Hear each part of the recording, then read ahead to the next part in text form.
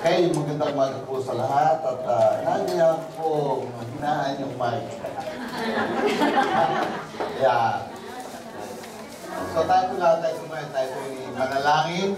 Katatating manalangin ay magpupuri tayo ng mga ilang bahagi. Lalo-lalo na manalangin tayo sa Espiritu. Sapagkat marami pong atake ang kaaway at hindi natin sa nakikita, subalit nadarama ang marami sa atin. Okay. Lord, salamat po sa umagang ito. Ikaw ay Diyos ng katarungan, Diyos na nakakita ng lahat ng bagay, Diyos na punong-puno ng kabutihan at punong-puno ng pag-ibig. Ilupuri namin po kayo sa kaibuturan ng aming mga puso.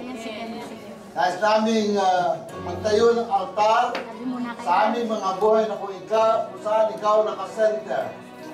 Nais namin, Panginoon, na ikaw makita sa amin na bagamat kuminsan ay nag-take over ang kaaway, subalit nagpapasalamat po kami, Holy Spirit, sapagkat ikaw, Panginoon, ay nagbumulat ng aming kaisipan at nagbumulat ng aming mga mata. Kaya sa umagang ito, we believe, God, na ang banal na Espiritu mo, ang banal mong dugo, ay siyang katunayan ng pagkakatubos mo sa aming lahat. Katunayan na kami, Panginoon, isang bagong nilalang. Katunayan, O Diyos, na kami ay dahil magtatagumpay. Lord, hindi po ang ibig sabihin ng pagtatagumpay ay hindi na kami magdarana sa mga kahirapan o mga sakit at karamdaman o mga pagsubok. Alam po namin, hindi kami exempted doon. Subalit, ikaw ang nangako sa amin na pagdaan namin sa mga ilog, sa mga apoy at mga tubig, Panginoon. Ikaw ay sasama sa amin. Salamat po dakilang Diyos. Palawalhati ka sa buhay ng bawat isa po sa amin. Palawalhati ka sa aming mga bibig, sa aming mga puso, sa kongregasyon ito, Panginoon. Maayag ka. Hindi ka nagtatangi ng tao, Panginoon. Kung ikaw ay sumama sa mga tao ng unang panahon at nagpakita ang mga anghel ng Diyos, once again, O God, you have said that you are the same yesterday, today, and forever. And because of that, Lord God, may makikita kaming vision. May sasamahan kang anghel, Panginoon, na magsusugo sa amin upang kami ay lagyan, Panginoon, ng panibagong lakas sa umagang ito. And we praise you. And we love you, Lord. Oh, Rabasikalahay, Rabasiya. Thank you, Lord. Hallelujah. Sapagkat ikaw nagsabi, out of our belly shall flow rivers of living water. Let it flow, Lord. Let it flow, Sukalahay, Rabasiya. Let it flow from your mouth. The spirit that worship God. Yokese karakay Masiya. Rabasikalamarakay Masiya. Thank you, Lord. Hallelujah. Let there be healing right now, O God. Let there be healing from the top of our head down to the tip of our toes, Holy Spirit. Do your work in the midst of us. Heal every person na mayroong karamdaman sa akin ito. Mga pananakit ng ulo, pananakit ng batok ng mata. I command you to go in the name of Jesus. Mga high blood pressure, mga blood sugar na hindi makontrol. Lord, you can control everything. Mga sakit sa tiyan, mga lagnat, mga ubo. Lord, tinatanggihan namin sa pamagitan ng kapangyarihan ng salita. At itinapako namin sa krus ng Kalbaryo. Because you are a mighty God. Yes, O Lord. Lord, yung walang trabaho, ikaw ay mangunod pang-usap. Yung hindi nakakita ng mga bagay na masaya sa kalang mga buhay. It's time, Lord God, to speak your word. Yes, O Lord. Salamat po, Panginoon. We give you all the glory, the honor. Hallelujah. It is our worship. In the name of Jesus. Let everybody says amen. Amen. Amen. Amen. Thank you, Lord. As ko po, mga natin that since we are living in the last days, Ang una pong naatake ng kaway, walang iba, kundi ang mga likod ng Diyos. At katulad po na na-share natin, last, I think it's Saturday or Friday, ako saan, ang sa natin pastora, while on her way, nakita ko si Gaya, ay hindi ko naintindihan yung kanya sinasabi niya, sabi niya, oo, di ba,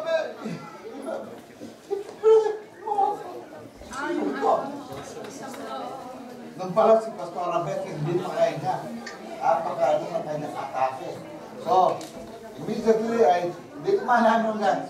Yung po, kaibahan ng praying in the Spirit. Actually, ang praying in the Spirit ay naunawaan na kagad ng Panginoon ang ating mga dalangin. That's why it is very important, hindi lamang sa akin, kundi for everybody, to pray always in the Spirit. That's why ang Diyos ay binabautisman tayo sa banal na Espiritu. And then after that ay naka-recover siya actually nung matatang ilang minuto. Pero bumalik na naman sapagkat ang kaaway talagang makulit. At katunayan po niyan ay if you are under the guidance, pagka lasing tayo sa Espiritu, ang mga nung dalawang kumain dito, mga lasing eh. Mga lasing sila. Mga lasing ka sa Espiritu. Dapat gawin tayo mga lasing. Lasing mo sa Espiritu, kuya. Kasi marami yun. Alam mo yung lasing, kahit nasa kung sa tumama ulo, hindi na sataktan, di ba? Matatanggihan yan eh. Matatanggihan ng mga lasing. At dahil dito, kaya inayaan ko kayong maglasing sa Espiritu ng Diyos. Doon dinadalahin din sa kusasa. Now,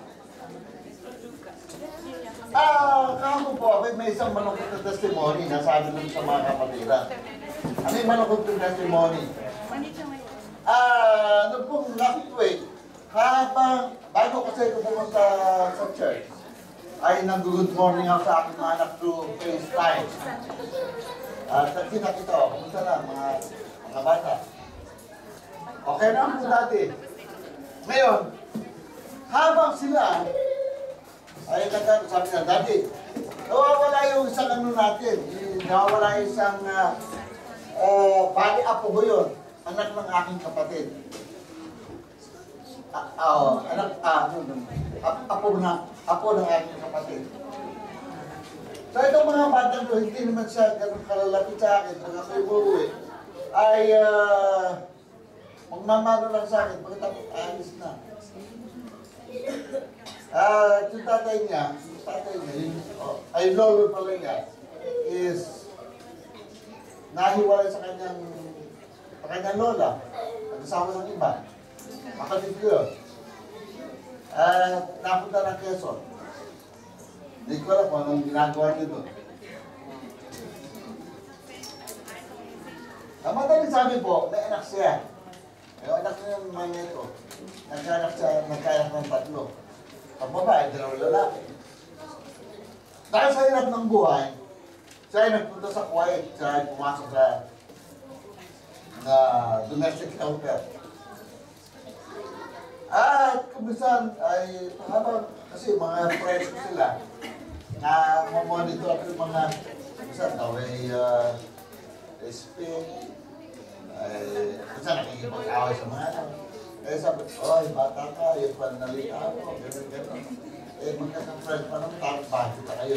Mga pumali, pagkatapos, ganyan ang mga bukabulan ninyo.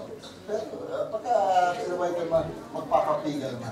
So, ang sabi ng aking anak, ay ang mainit ang ating anak, iter. 27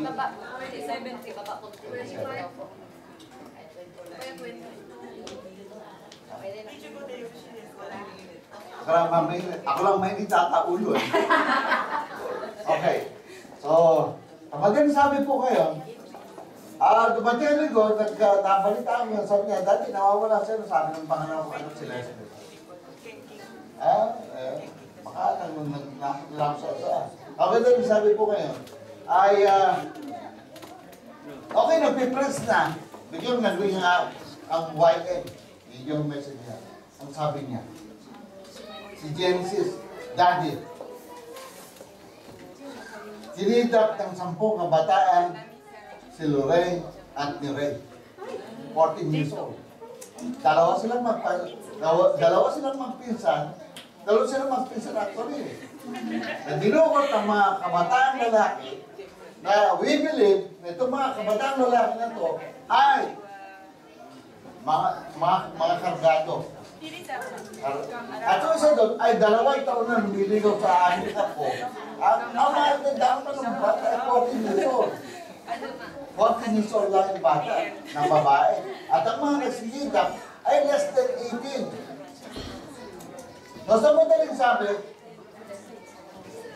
napainom yung mga bata ayon sa mga kanyang testimony, napainom ng cocaine ka na may pampatulog tapos nilagyan ng panyo sa bibig na tulog. Pero bago siya ma-rape, nakapag-text sa nanay niya, pinid na pa po ni Laloy. Pangalan ba na Laloy? So, ay nailagay sa marami daw mga pinuntahan pag binili mo sabog. Ayan, pag-group. Oo, pag-group. Maganda sabi. Ngayon, pagka-receive ko nga, natatapos ako ng mensahe. Ay, para ako nagulang. Pagkatapos ng mensahe, ako'y tumuloy yung luha ko. Naawa ako sa bata, 14 years old eh. Kasi edad lang ng panganay ko ako, si Josh. Ang madaling sabi, Lord, anong gagawin ko? Nung po umaga na yun, ng Lunes, anong gagawin ko na? Pray ako ng praise and spirit. Hanggang sa pamiyamaya. Pumunta ka sa, para naisip ko, magano ako sa Facebook, anong gagawin sa Facebook? Naalala ko po, si Governor Oye. Governor ng Nueva Ecija. Facebook friends ko. Pero hindi ganun ako kalapit. Nakita lang kami ni Governor Oye minsan sa anong cake yun? Cake lang. Kakilala kami. Sabi niya, alam mo ba na ang ating lahi, sabi niya, ang mga unang umali ay pare. Wala akong alam nun. So sa madaling sabi ko, nag-text ako sa kanya. Pinanalangin ko at sinend ko full day hanggang gabi. Nag-isa ako sagot para sagot. The following morning, dumating ang sagot. Sabi niya sa akin, please, this is my personal number. Sabi niya gano'n. Ang personal number niya ay binigay niya at sabi niya ay bago pag mag-text sila sa akin at ako mismo ang siya sasagot. Kabadaling sabi ko, naibigay niya yan. Ang balita, yung bata ay pakakawalan ng Huwebes. Dumating ang sagot sa akin ng Martes. Nagsugo ko agad si Gopoy na isang si provincial attorney niya. At siya nakialam sa kaso. At ulit balita, yung bata hindi pinalabas. Ayaw kasi sa family law, nag-research yung anak ko sa panganay. Kapag lahat ng below 18, under ng custody ng magulang, doon tatakohan. So bago dahil sa napakabigat ang kaso, hindi na kalabas yung bata. Ulit ng mga kapatid, ang laban ay hindi akin. Ang laban ay laging sa Panginoon. Remember that. Laging may kasagutan sa Diyos. Ngayon, balikan ko po si Ate Beth.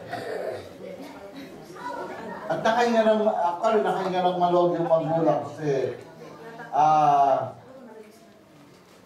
sumagot, tinetext na matawag daw si Governor Oyi at sinabi, kaya tutulungan ko kayo. Eleksyon. At isang bagay po, nung si Ate Bel naman ay maatake, ang sabi ng mga kapatiran, ba't nagkakagano? Hindi ba Pastora Bel? Actually, sa panahon po nito, kaya ako nangihingi ng intensifying prayer o masiling panalangin para i-cover ang lahat ng leaders. We believe this day is an attack of the enemy. Apat niyo po, ang kalahati ng mukha ko minsan ay parang mamamanhid at tangga na yung gumagano niya aking mukha dahil doon sa nung marahil nung ako ay Malaysia, both eyes ay may atake ko sa inyo aking mata na kung saan parang gusto manlabo, may gano'n na. At we believe, sabi ko nga, hanggat ako'y nakapagsasalita, hindi ako paglulubay Panginoon.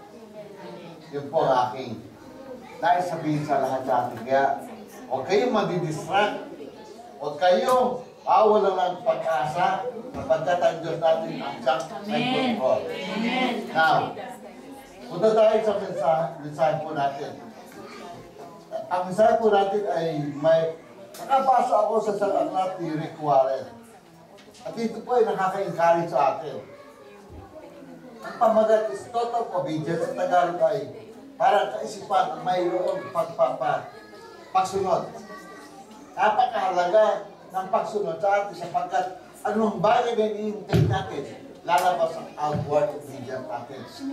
It's about, bago po tayo dumago doon, ay nasa po basahin sa inyo ang Malakias chapter 3, verse 18.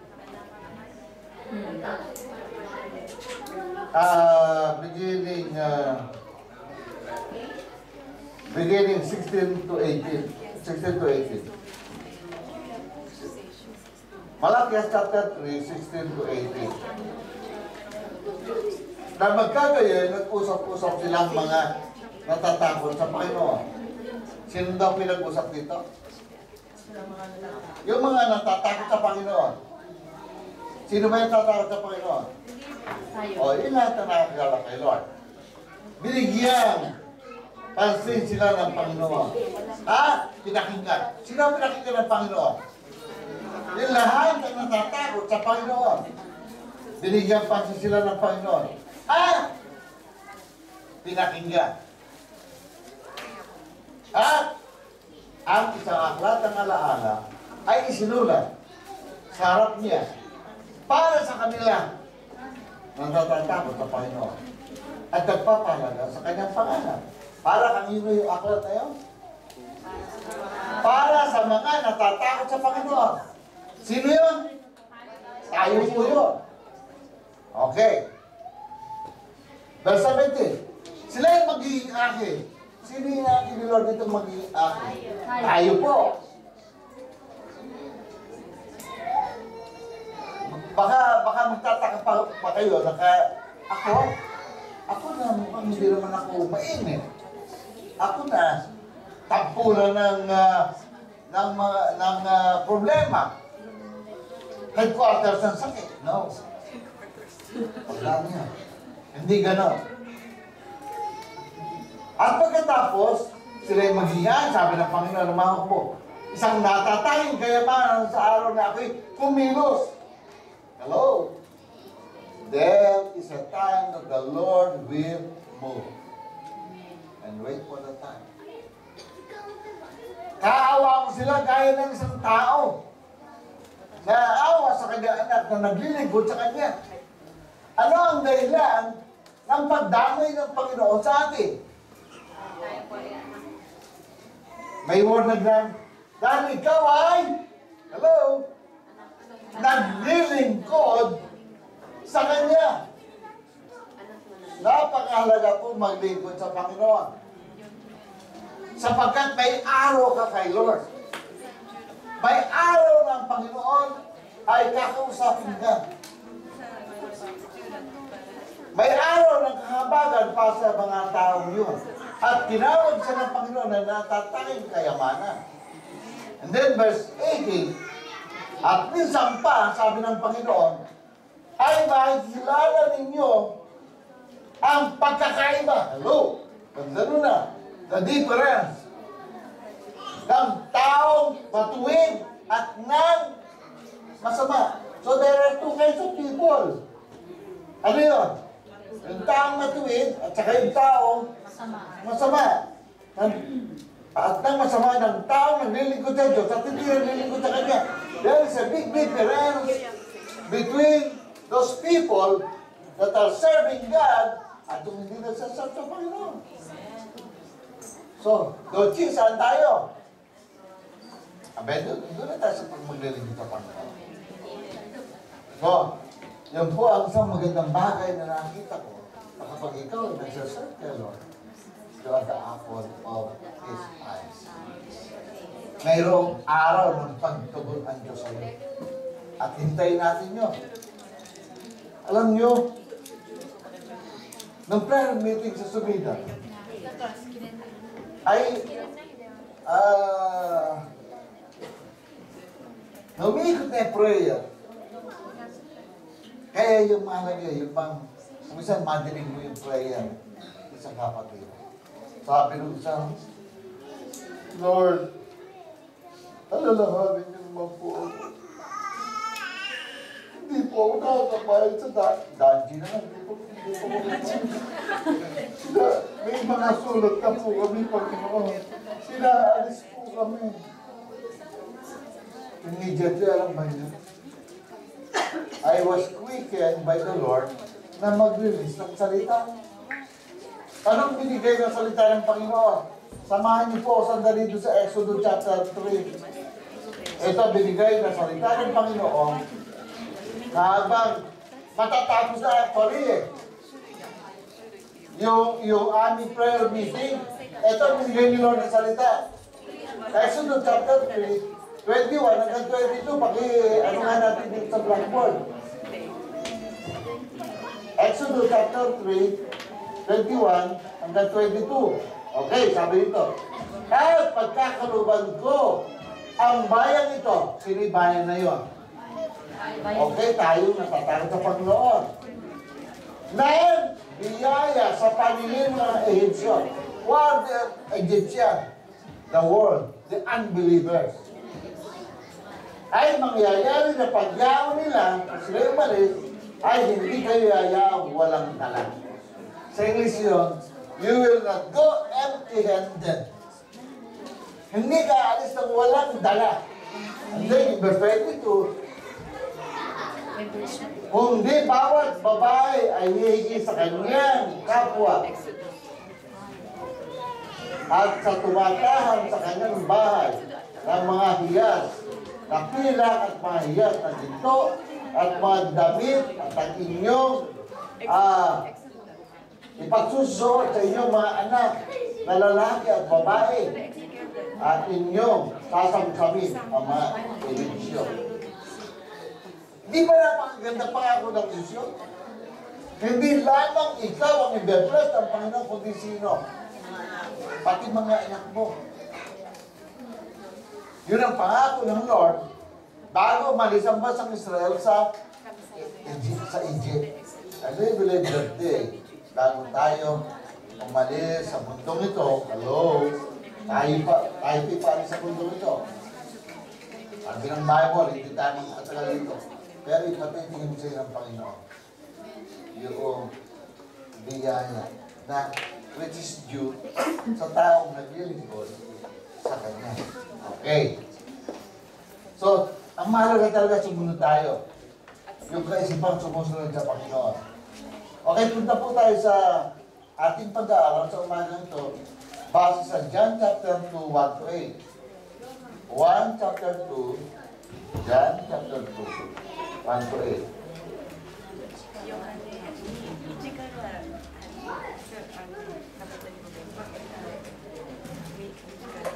Ito po ang istorya po rito ay patungkol sa Panginoong Jesus dumating ng kasalan sa Cana. It's a wedding feast within Cana of Galilee. So yung Cana is parang town of Galilee, the province of Galilee. At kasama niya, he's together with his disciples. And then, all of a sudden, the wine ran out. Nawala ng alak. At since na alak, mga panahon na yun ay para bang isa sa malagang handa kapag nagkakaroon ng handaan. At all of a sudden, the wine ran out, and the mother of Jesus said to him, "They have no wine." And Jesus said to him, his mother, "That is hour has not yet come." And his mother said to them, "Whatever he says to you, do it." Ano man ang sabihin niya, gawin niyo. Okay. So, maganda yung point na yun. Ano mang sabihin ng Panginoon sa atin, gawin natin. Okay. Basahin nga natin sa Tagalog yung 1 to 8. Tapos, magbibigay po ako ng 6 na bagay dito. Kaya katong araw ay nagkaroon ng isang kasalan sa Cana ng Galilea at naroon ang ina ni Jesus. Verse 2, inanyayahan ni Jesus at ang kanyang mga alagad sa kasalan. Verse 3, ang magkulang ng alak, sinabi ng ina ni Jesus sa kanya, wala silang alak. Sinabi sa kanya ni Jesus, babae, anong kinalaman niyo sa akin at sa iyo? Ang aking oras ay hindi pa dumarating. Sinabi ng kanyang ina, verse 5, sa mga lingkod, gawin ninyo ang anumang sabihin niya sa inyo. Verse 6, doon ay merong 6 na tapayan, bato para sa kaugalian paglilin sa mga Hudyo, naglalaman ng bawat isa ng 2 o 3 bangang tubig. Verse 7, sinabi sa kalooban ni Jesus, punuin ninyo ng tubig ang mga tapayan. Kanilang pinuno ang mga ito hanggang sa labi. And then yung last verse. Sinabi niya sa kanila, kumuha kayo ngayon at inyong dalhin sa pinuno ng handaan at kanilang dinala. Okay. So ano po ibig sabihin dito? Number 1. May 6 na point po tayong makikita dito. Sa verse 2, sabi dito, inanyayahan din si Jesus at ang kanyang mga alagad sa kasalan. Sino po inanyayahan dito? Si Jesus. So sa number 1, ang point po natin na makikita natin dito is, you are not in the right place. Bakit sinabi, you are not in the right place? Wala ka sa tamang lugar. Tandaan po natin, they were at the wedding. Siya po ay nasa kasalan. They were not in the church. At dahil dito, doon na wala sa church si Jesus, nakagawa siya ng himala.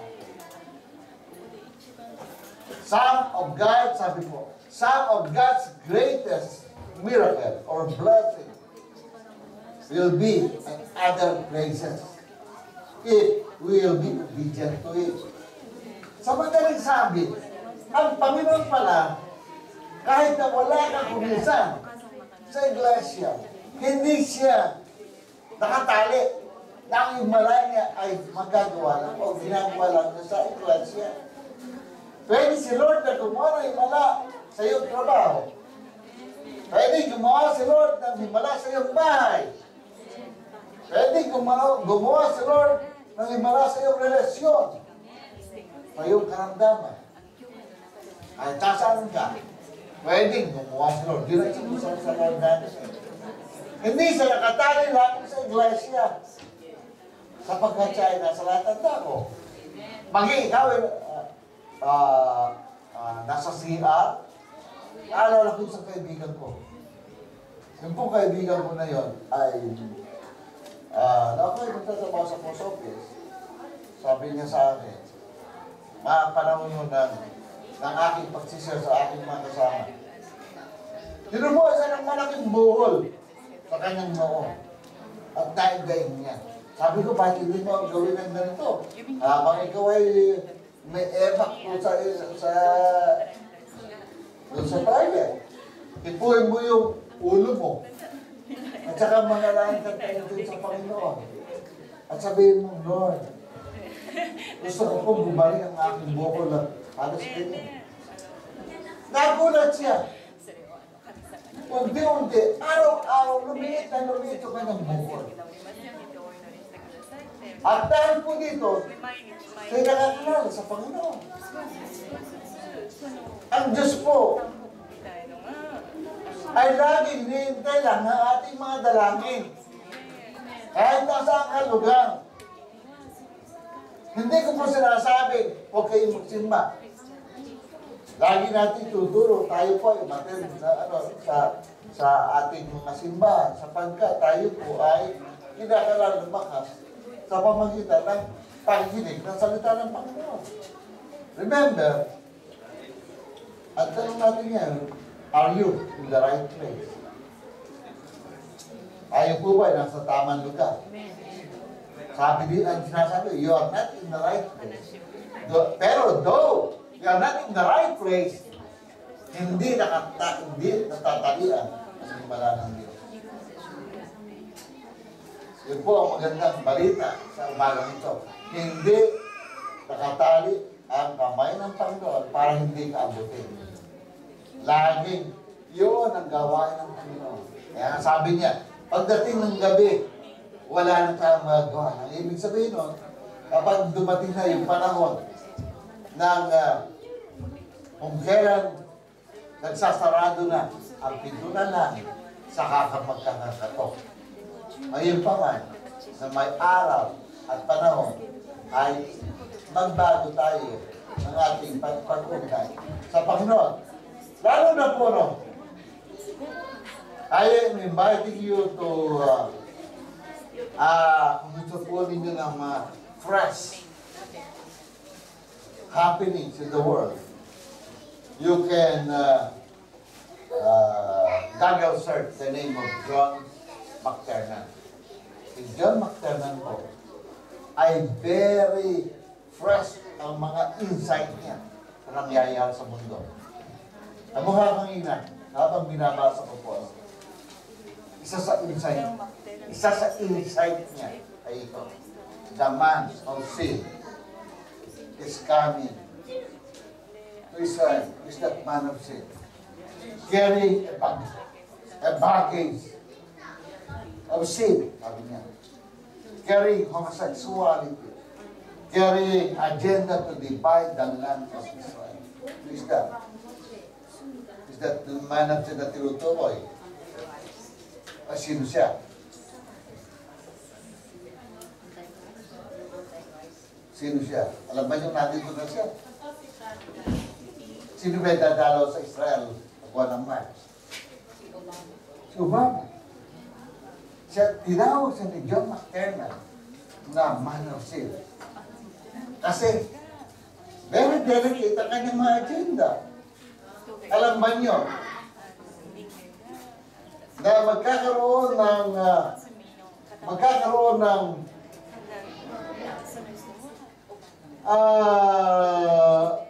ano tawag nito? Parang no-orderan niya ang Supreme Court na Amerika na legalize ang gay marriage sa California. So, ibig sabihin, pagka daw na sa maraming states ay nagkakaroon na po na nalilegalize ang mga bahagi. At dahil share din dito si John McTernan. Isang kwento. Before the creation of the land of Israel, ang presidente po nun ay, kung kilala nyo, si Theodore Roosevelt. Ano yung pamilya kay Theodore Roosevelt? Okay. Yung barkado namin ni Mami. Lumigaw pa nga kay Mami yun eh. Hindi na natatagani namin. Si Theodore Roosevelt ay President of America. At ng mga panahon na kinikreate ang bansang Israel, I think it was 1946.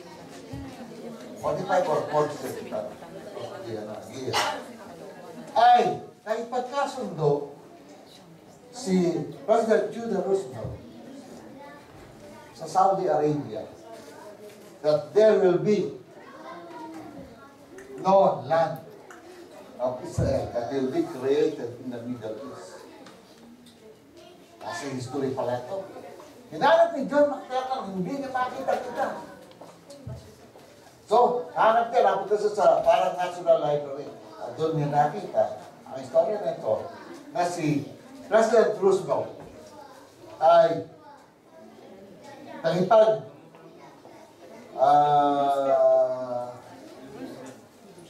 parang nagpagkubinan sa King of Saudi Arabia that there will be no Jewish land that will be created in the Middle East for an exchange of oil. Ang pagintay lang yun. Alam ba nyo? After 1 week, according to John McClellan, hindi ko alam kung namatay si Theodore Roosevelt o nagkasakit.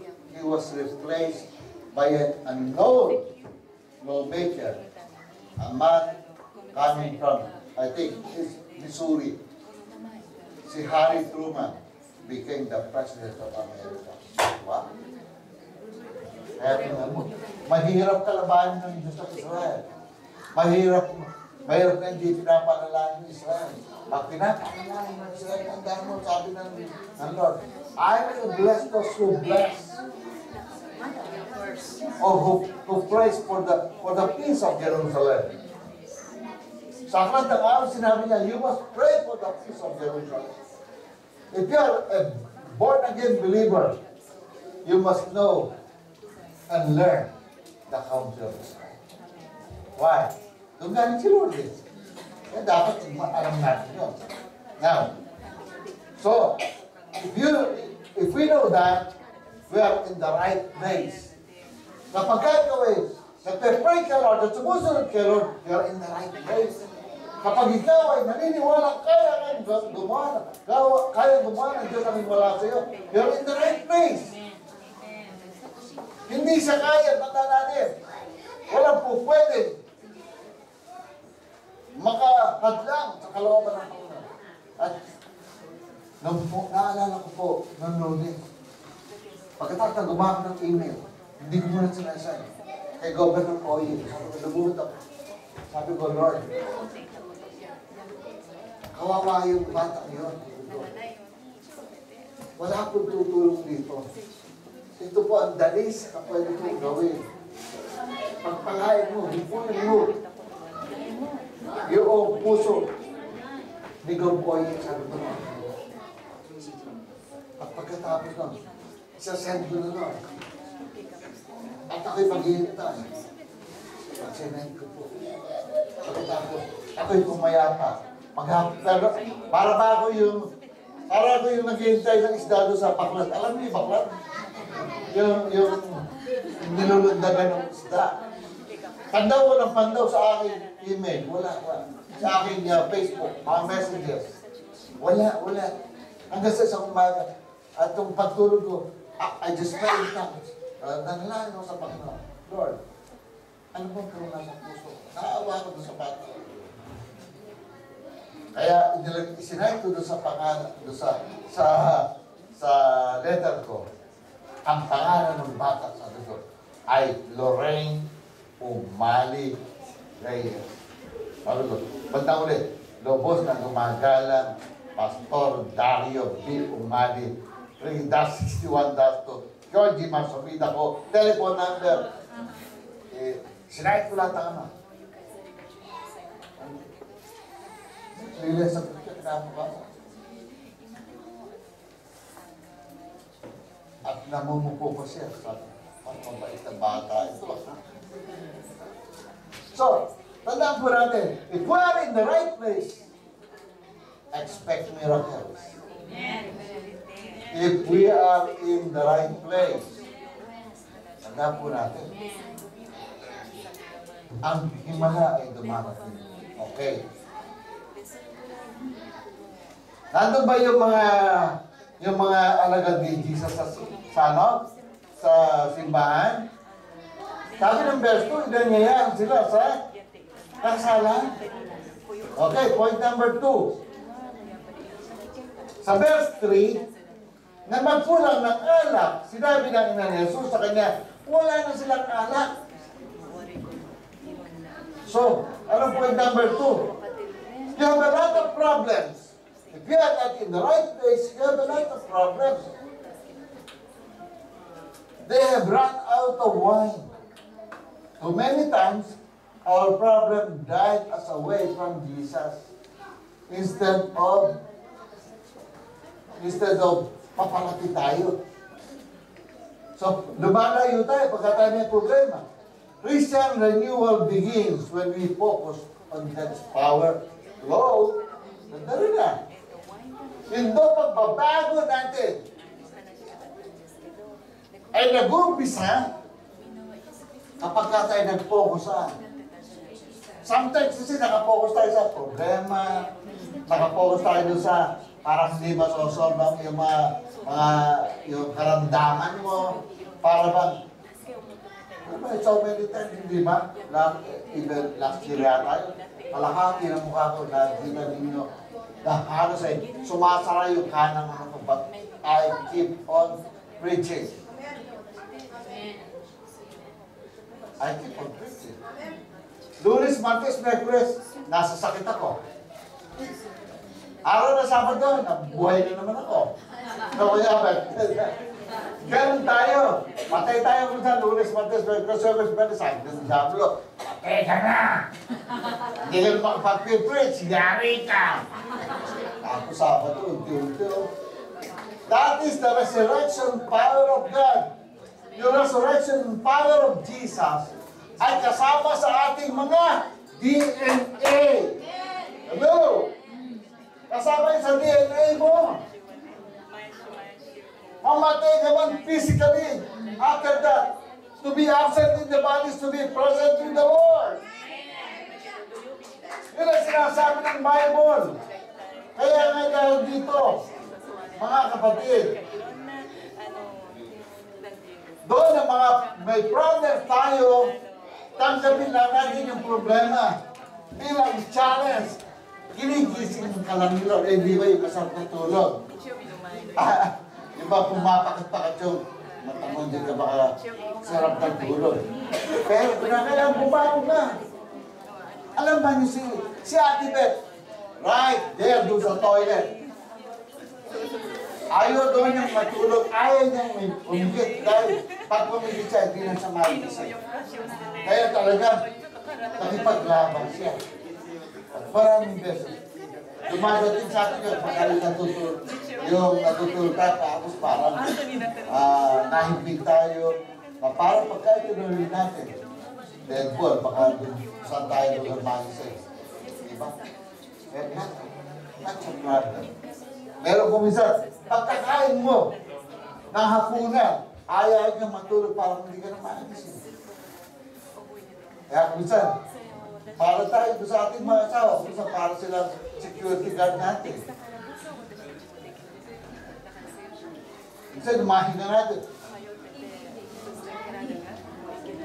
Marami tayong problema.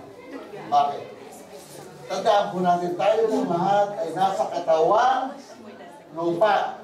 At itong katawang lupang ito ay may sinabi ang Bible, I think in chapter 1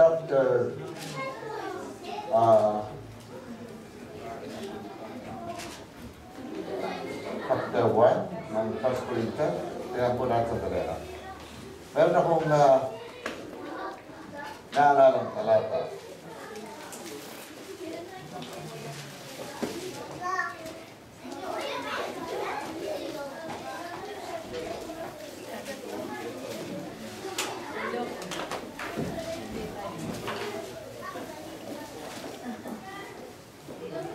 Ito po yung patungkol sa sinabi ni Pablo na tayo po ay niligtas ng Panginoon at patuloy na niligtas at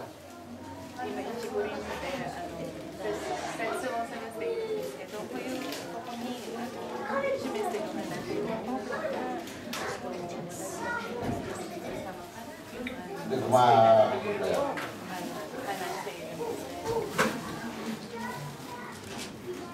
Anyway, ito po yung patungkol sa ating espiritu, kaluluwa at saka katawan.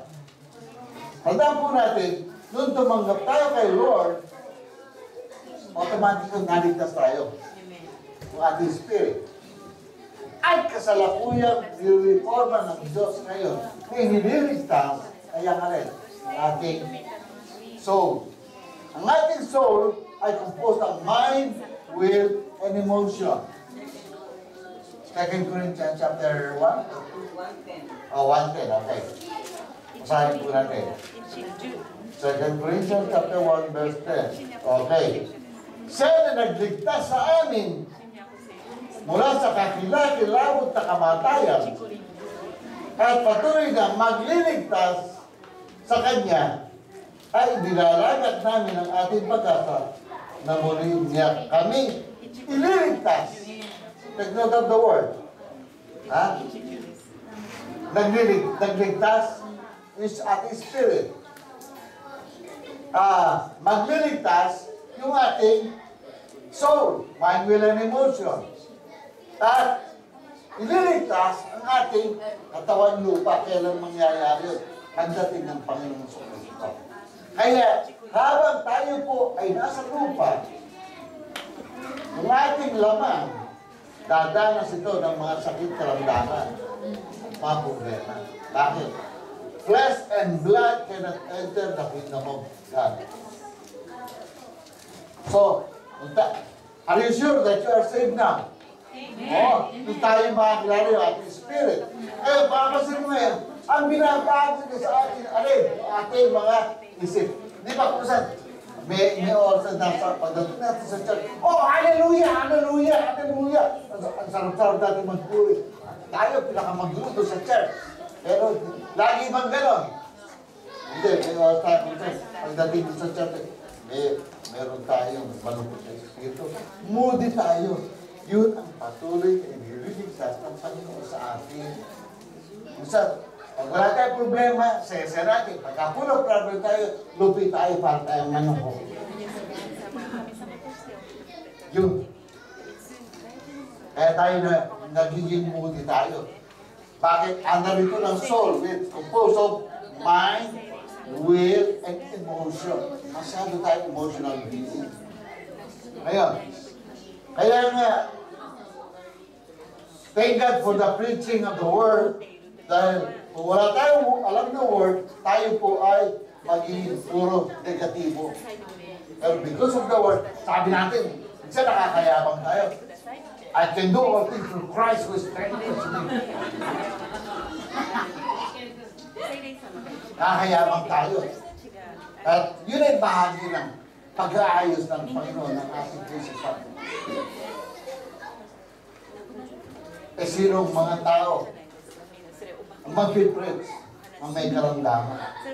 Sino? Tayo lang na unti-unting minamature ng Panginoon. Abay, kung may karamdaman ay mas masarap ay maligaya. Yun ang sabi natin flesh. Kaya sabi natin, spirit, hindi. Magano pa. Ikaw ay gagaling. Kung yung sa tatanong, abay, si Lord may sira ulo. Bakit? Saan ka nakakita ng Lord? Sabi doon sa lungkot, tumayo ka. Buhatin mo yung higaan. Di ba? Pero sinabi ni Lord yun, bakit? Ayaw nila ng may. Ibig sabihin, tumayo tayo. Kapag tayo natin gagalaw yung ating mga mga kuryente sa katawan. At pagdalaw ng kuryente sa katawan, dadali ang lakas sa atin. Dadali ang buhay. May time ng pagtulog. Na hindi lang sa Lord natin. So, I believe yun po ang kalooban ng Panginoon. Kapag tayo may sakit at karamdaman, at baka kaya rin na natin tumayo. Tayo, si Sister Telma nga, biliya hanggang dito. Hanggang dito. Hanggang dito. Hanggang dito. Oops! Kala ko, sasagad pa hanggang dito. Kawawa ng mga Ritel. Pero alam ba niyo, after nabiyakin siya, ano nangyari? Sabi nga ni Jelly Di Bela, ang nangyari? May kinabukasan, pinalakit siya. Pinalala daw siya ng doktor. Ayaw ng Panginoong ikaway, tatahinik. Our God is an active God. So we must be active. Yun ang gusto ng Lord sa atin. Kaya, we have a lot of problem. Amen to that. Pero, ang sabi ng Lord dito is, Christian renewal begins when we focus on God's power. Sino source nun? Si Jesus. Okay. Point number 2. Punta tayo sa verse 4. Okay. Verse 4. Sinabi sa kanya ni Jesus, babae, anong kinalaman niyan sa akin? Sa iyo, ang oras ay hindi pa dumarating. Ano na ang sinabi nito? Si Jesus po ay gumagalaw ayon sa kanyang sarili. May time siya. Hindi yung naisip ko lang, naka-vision ako. Naka-vision ako. May vision na naman ako. Hindi. Kasi bukang ito. Vision ng vision. Maliwanag, nakita natin si Lord. I might stand. Kasi hindi po natin ang verse number 3. May, pagka tayo po may problema, ano resulta nito? Hindi ka na-encourage. Yan ang encourage. Diba? Problema ka. Yan ang encourage. Yun ang ano doon. Dito po, sino hindi na-encourage dito sa verse 4? Ulitin natin. Sinabi sa kanya ni Jesus. Sino yung sinabihan? Ina ni Jesus. Masasabi mo kung siya, baka napaka-barang-bago ni Jesus. Maisip mong gano'n. Pero, siyo mo, sabi ni Lord dito. Sinabi sa kanya, babae! Anong kinalaman niya sa akin at sa'yo? Ang aking oras ay hindi pa dumarating. So, anong point dito? Walang tapong nireview na na-encourage. But, ito po ay nagtuturo sa atin ng pagsusuri. Jesus said to those at the wedding, my hour has not yet come. Instead of being discouraged by this word, Mary laid hold of the possibility of a miracle. Anong bagay itong sinabi ni Lord? Kasi ang aking oras ay hindi pa dumarating. Nung sabihin ni Lord yun, salit na magtampo si Mary. Salit na magtampo tayo kapag sinaway tayo ng Panginoon. O ng ating mga leader, pinapayo po ng Bible sa atin, tumahimik lang tayo. Wait for the proper time of God's miracle. May tuturo ang Diyos sa atin. Tingnan nyo, kung si Mary nagsabi sa kanya, aba, kung naman hindi pa nalalaman ako yung ina. Nagpasmas kayo. Pero tupeti siya. Hindi na nakita. Tumahimik si Mary. Kung mag-isip-isip tayo itong mga member ng Roman Catholic, kahit saan mananalangin kay Mary.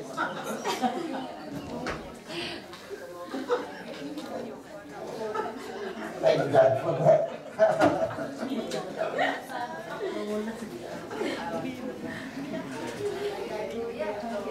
Okay. So, ang pinapoint mo dito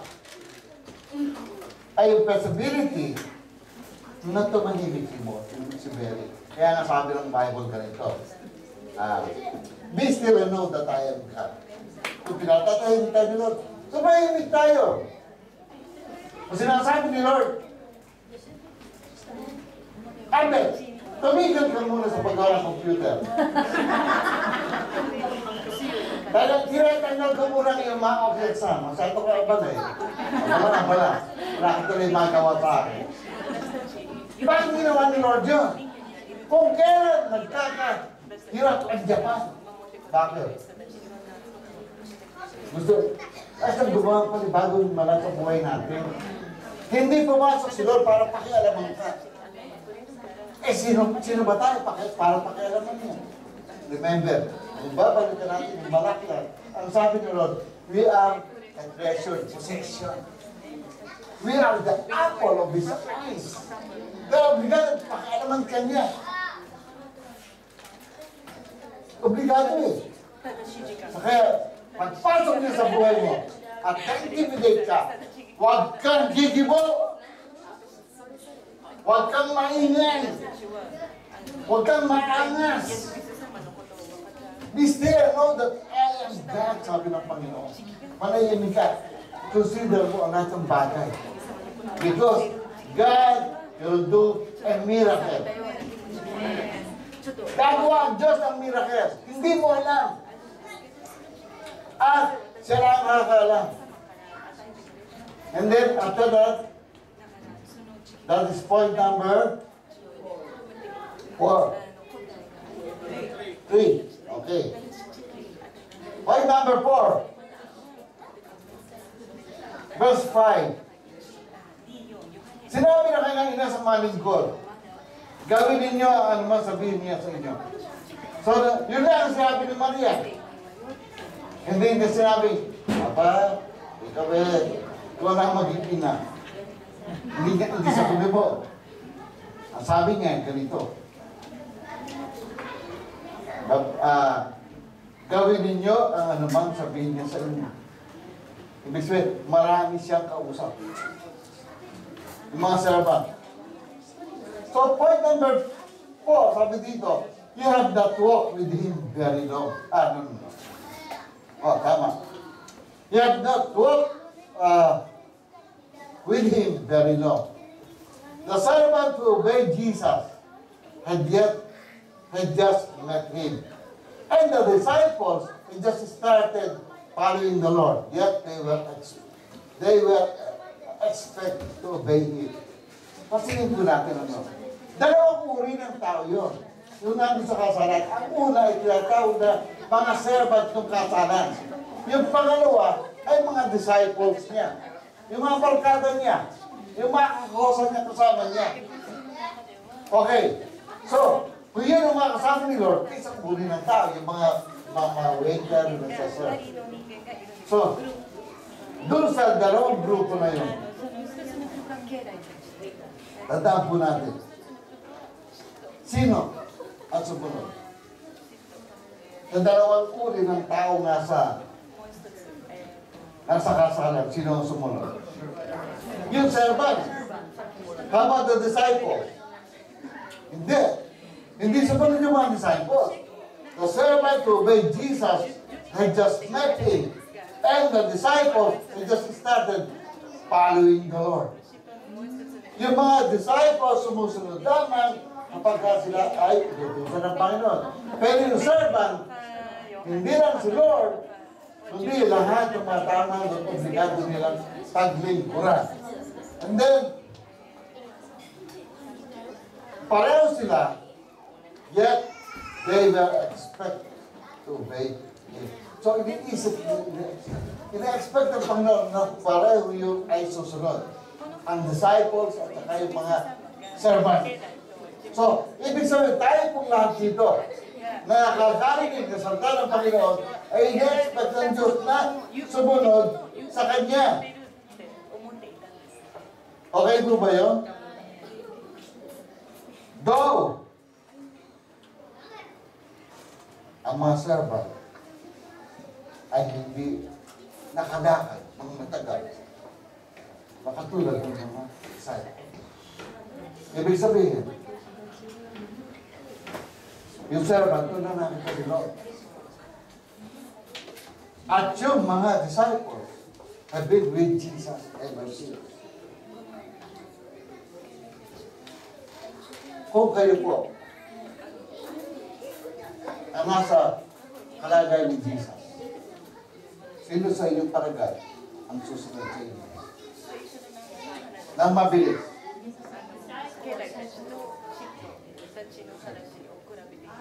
Balikan mo si Obama. Umalis mo kay Lord. Alam ba niyo?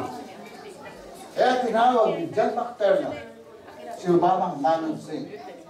The man with so much agenda on his head. Pagdating ni Obama sa Israel between March 20 to 23, ang sabi niya, pupunta siya sa Al-Aqsa Dome. Alam ba niya Al-Aqsa Dome? Alam ba niya? Hindi mo tinapunta rin. Paras pala tayo. Ito po yung second or third largest dome ng mga Muslim. Yung magbilaw niya, yun ang mga. Ang maganda sabi, another name for Al-Aqsa Dome is Dome of the Rock. Okay. Ang sabi niya ganito, pupunta ako doon. Tatayo ako doon. Ang walang, ayokong may security. Ayokong may Israeli security. Bakit sinabi yun? Muslim siya. Kaya nga sabi ng Bible, kapag nakita ninyo ang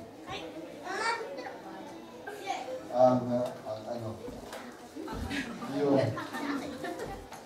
tao makasalanan nakatayo sa lugar na hindi niya dapat tayuan.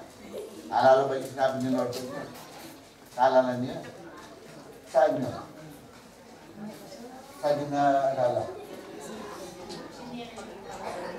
Sa Matthew 24, I think it's verse 15. Punta mo nga kaya ito na lang, para makita nila.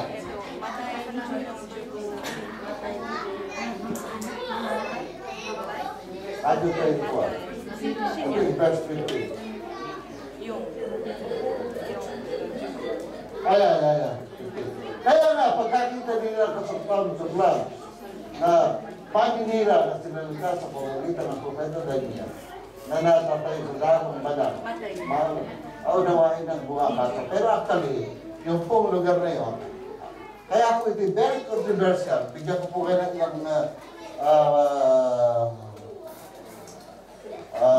kaunawaan sa Al-Aqsa Dome or Dome of the Rock. Ito po ayon sa history. Ito po ang second and third temple na tinayo ni Solomon, mga Jews. Nandun sinira. Para hindi na magpagtayo mga Jews, mga Hudyo, tinayuan ng Al-Aqsa Dome or Dome of the Rock. Kaya, oo, halimbawa, dito tinayo ni Solomon yung temple, first and second temple. Ay giniba ng Babylonia, tapos giniba ng mga Roma. Ang first temple, giniba ng mga Babylonia. Ang second temple ay tinayo, giniba ng mga Romans. And then the third temple, tinayo yung Dome of the Rock. Kaya isang malaking gulo ito kapag sinira itong Dome of the Rock. Kasi it is considered as the second or the third most holy place ng mga Muslims. Haloan niyo po. Okay. So ngayon, balik tayo doon sana. At pinag-uusapan natin. You have not opened him very long. You didn't expect the Lord. Ano ba ngayon tayo? Servant or disciple? So we are disciples. Ibig sabihin, dinidisipulo tayo ni Lord. Pag dinisipulo ni Lord, sino ba ang mas binibigyan ni Lord ng priority ng patungkol ng mga lihim? Ang servant or ang disipulo? Disciple. Kaya dapat, alam natin ang tinig ni Lord. Pagka sinabi niya, Mary, hindi ka dito. Halika, samahan mo ako dito sa SM.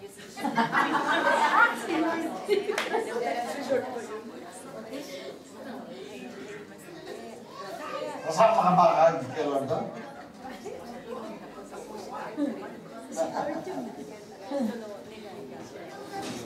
Isang mahalagang bagay kung pinapaalala sa atin, si Lord ay hindi magsasalita na hindi niya salita.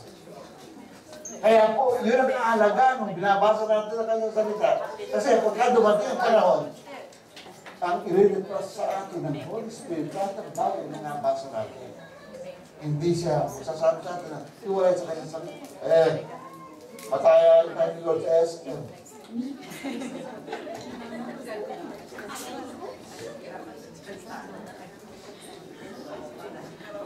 Okay, sa Kentucky. May manok naman daw sa Pedro, pwede i-adobo yun. Okay. So, tayo pong lahat ay ina-expect ni Lord na lalo na tayo mga disciples, alam natin ang kanyang tinig, at tayo ang makakasunod sa Kanya. Bakit? Iwalay doon sa mga servant. Kaya nga sabi ni Lord, hindi ko na kayo tinawag na alipin, because I called you diba? Friends of Jesus. Friends of Jesus tayo. Okay. Point number 5.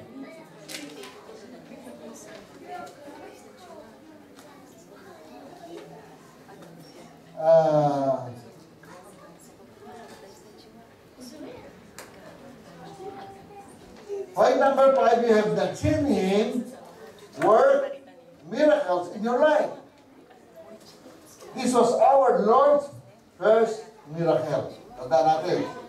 The people in this situation had to obey Him without His having a previous track record. Tanda po natin. This is the first miracle of Jesus Christ. At dahil dito, nakadepende doon sa mga servants and disciples ang pagsunod nila kay Lord. Marahil, kung nung walang nakasama si Lord, sino ba to? Ano ba yung inuutos niya?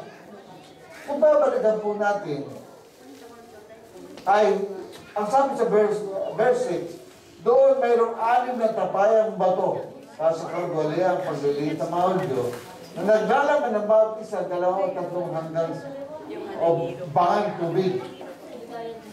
Sinabi sa kanila ni Jesus, punuin ninyo ng tubig ang mga tapayan.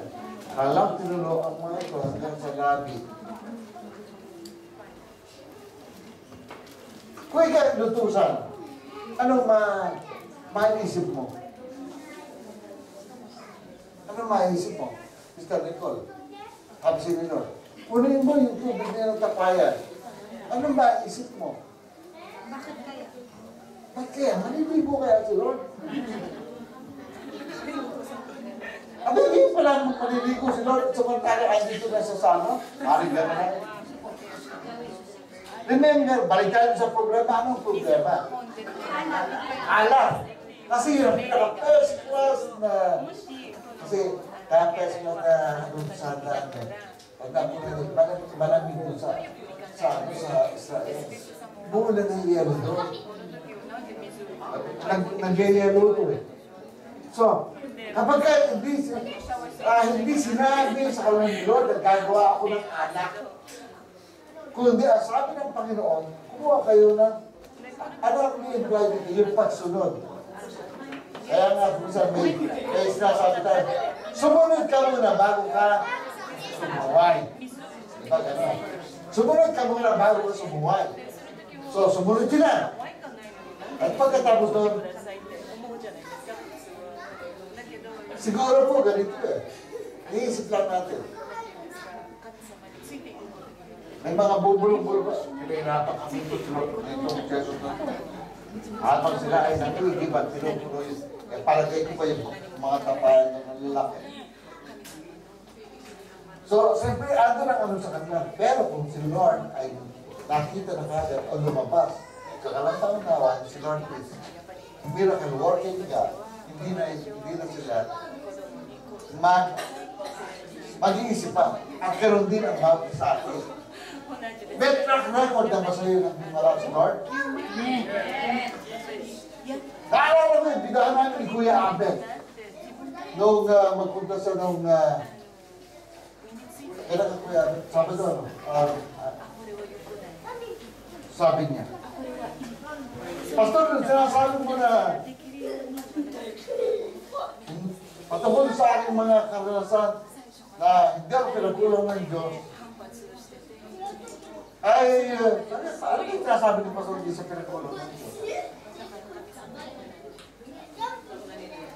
Hindi, parang hindi ako makapaniwala. At kumisa niya yung mga kapatiran, maging si Pastor Freddy, from Navarrete. Kaya sinasabi ng tatay namin. Pero mag-umpisa niya, maunawa ang siya sa sunod at maniwala sa sinasabi ng Panginoon. Ngayon doon niya naunawa. Totoo ang aking sinasabi. Mahirap. Alam mo, isang nakakaasar sa isang manggaw ng Diyos, ayun sinangyari. Yung bang sasabihin mo na sa bagay para impress mo yung mga tao. Hindi maganda yun. Nakakasal yun. Dapat baguhin buhay yun. Balik tayo sa Old Testament. Kaya, ako po, pipilitin ko po ang aking sarili. Na lahat ng aking sasalitain is mga nangyaring personal sa akin. Sapagat kapag hindi nangyari, personal sa akin, ay alam mo niyo yung ano na yun? Yung heater na yun? Eh yung parang init din, naiinitan na ako eh. Kaya sumapa, pagka dinobre ni Lord yan. Gaga yun. Mahirap ang salita ng hindi ko. So nung maunawaan ni Kuya, ang sarap para sa bulot ka na, beho nga iba. But, hindi, actually, yung problema mo, ina-assume ni Lord. Kaya lang kung sa sister, under construction ang ating mga soul, kasama yung ating utak, struggle kasi kumisa, ay naroon niya. At dumarating ang struggle natin kapag tayo po ay walang saan sa panghiling at panghiling sapagkat faith cometh from the Word of God. By hearing and hearing and hearing and hearing the Word of God. Faith cometh.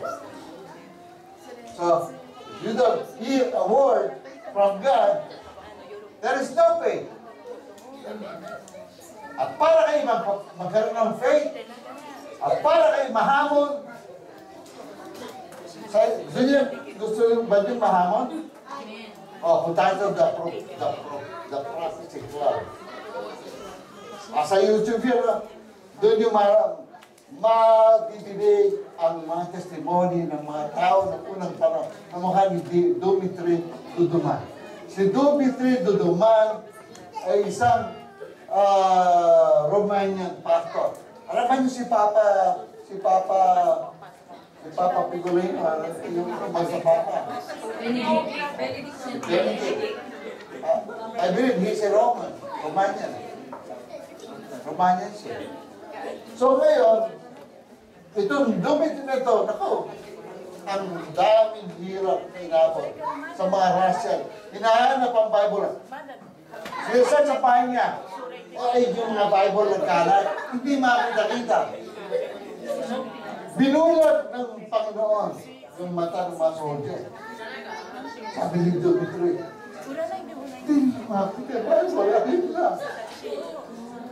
Binulat ng Panginoon. At sinasamahan siya ng Anghel na ever since na nagpakita siya yung Anghel, hindi siya iniwanan. At siya po ang nagbigay ng hula sa Amerika that there will be a terrible earthquake from the East and West Coast. Alam po ba yung East and the West Coast? Ang West Coast is yung baba ng Amerika, consisting of New Jersey, Maine, Washington, D.C., lahat ng baba. Yun ang East Coast. Ang West Coast naman, yung nasa California, Seattle, Oregon, kasama. Ang sabi niya, magtatagpuro ang giant tsunami. Tataklog sa amin. Oh my God. Si Dumitry po, Duduman, ay namatay noong 1997. Matay na siya. Pero, pakinggan nyo, matitirin nyo lahat ng kanyang testimony. 1 to 10 yun. Ibig sabihin, naabot ito, halos na mayroong less than 2 hours. Pero, fake uplifting ang kanyang mga mensahe. Okay. The Prophecy Club. I-type lang nyo sa YouTube yun, makapanood nyo. Okay. So you have not seen Him work miracles in your life. At sabi si Lord na magkaroon ng miracles sa mga buhay ng mga sa bakit? Para po tayo ay ma-establish sa ating mga faith. Excited si Lord. Kaya, ano po ang ating sinabi doon sa point number 2 kanina? We have a lot of problems. Yes, we have a lot of problems, pero ang ano doon, ang solution is just focus on God's power. Okay? Just focus on God's power. Pagka po kayo maraming problema, mag-focus kayo ng problema. Doon sa power ng Panginoon. Huwag kayo doon sa problema. Hindi yung makikita yung power nyo kapag sa problema kayo na gano'n. Ang makikita mo yung depression, ano pa, suicidal attack sa'yo ng kaaway, kung ano naman. Hindi kayo na ito. Okay, last. Number 6. You don't understand the entire process. Hindi doon po natin naunawaan yung kabuuang proseso ng ano. Okay, basahin po natin. From the biblical story, we can draw out a definition for obedience. It is listening to the words of Jesus and doing His will. Inward obedience provides outward growth. Yung pagsunod mong sa iyong loob, sa iyong kalooban, nagpo-produce ito ng outward growth. Yung pala ang binibuild ng Panginoon sa istorya dito. Yung pagsunod po natin. Ulitin natin, ano? It is listening to the words of Jesus and doing His will. Inward obedience provide outward growth. Yung paloob na pagsunod, naglalabas ito na paglago. Remember, a hardened attitude is a dreaded disease. Ano ba yung ibig sabihin dreaded? Parang nakakahawag, sakit. Yung may matigas na attitude. Kaya kung mayroon po tayo matigas na ugali, alisin po natin. It causes a dark mind. Ito daw po ay nagbibigay sa atin ng madilim na kaisipan. Ano pa? And a dark future. Magiging future natin. Didilim. Madilim na kaisipan at madilim na kinabukasan. When the when the attitude is positive and conducive to growth, the mind expands and progress begins. Kapag kado po yung ating mga ugali ay positibo, ay papadating sa atin ang paglago. Ang ating kaisipan lumalaki nag-uumpisa ang progreso. Okay. So, tandaan po natin. Ito ang ating makukuha sa John chapter 2, 1 to 8. So, summarize po natin ang verse. Number 1, you are not in the right place. If you are not in the right place, ang tandaan po natin, hindi po pwedeng tarihan si Lord. Number 2, you have a lot of problems. Natural yan. If you are not in the right place, you have a lot of problems. Number 3, you are not encouraged. Sino ba may encourage kapag kaya ang problema? Wala. Pero remember, ang problema ay dumarating sa atin para lumapit lalo tayo sa Panginoon. Yung palay, sino nakakita ng palay? Pagka malapit na sa gapas, ano ang tsura? Mabigat na. Kapag sabi yung tao na, kapag gagapasin na ng Lord yan, mabigat na yan. Mabigat na yung problema. Kaya pag walang problema, yabang. Diba? Parang tayo, doon tayo nalitunan dito sa palay. Pag mabigat ang problema, pero sa una, parang tayong kawayan, bago sumisibol, yabang.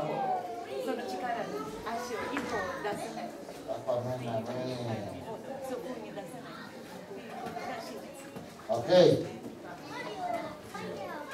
So, it doesn't mean that if we have a lot of problems, ay tayo madidepress, hindi tandaan po natin. Your Christian renewal just begins. And we must focus on God's power. And then, number 3, you are not encouraged. So, tandaan natin, ito ang daan para encourage ka ni Lord. And number 4, you have to talk with Him very long. Tandaan natin, lalo na yung mga nakakilala kay Lord ng una, merong bigla dyan talagang puro answer prayer.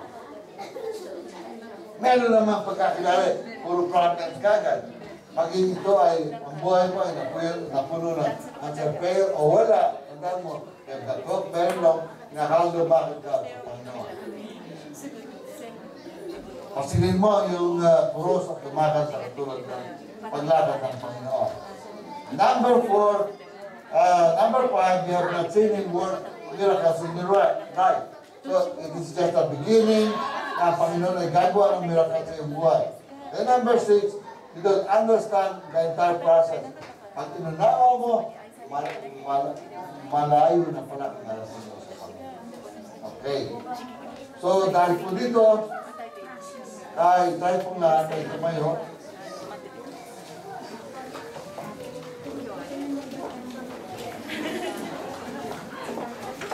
We're going to have communion at hilingan ko po. Mga kapatid, hindi lang natin communion. Very personal po ang ating relasyon kay Lord. You can talk to the Lord. You can ask something to the Lord and expect miracles to come. Ay bibigay po sa inyo ng Panginoon.